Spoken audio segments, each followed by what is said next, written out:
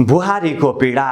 घरभित्र पस्ने बित्तिकै उसले आफ्नो नामभन्दा पहिले एउटा नयाँ परिचय पाउँछे बुहारी। त्यो परिचयसँगै उसले आफ्ना सपना, बानी र केही स्वतन्त्रता पनि सँगै समेटेर राख्नुपर्छ।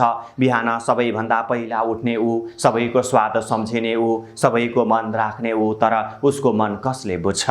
आफ्नो घर छोडेर आएको उसको संसार अचानक नयाँ नियम, नयाँ अनुहार र नयाँ अपेक्षाले भरिन्छ। गल्ती सानो भए पनि औँला ठुला उठ्छन्, तर त्याग ठुलो भए पनि चर्चा सानो नै हुन्छ।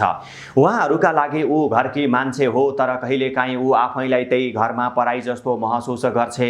बोल्दा धेरै बोलिन् भन्छन्, नबोल्दा घमण्डी भन्छन्। बुहारीको पीडा भनेको आँसु मात्र होइन, त्यो त चुपचाप सहेर पनि मुस्कुराउने साहस हो।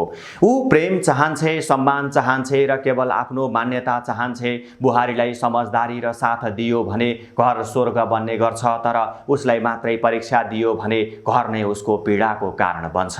बुहारीलाई पनि छोरी जस्तै माया र सम्मान चाहिन्छ। यो भिडियो सर्वत्र सेयर गरिदिनुहोला।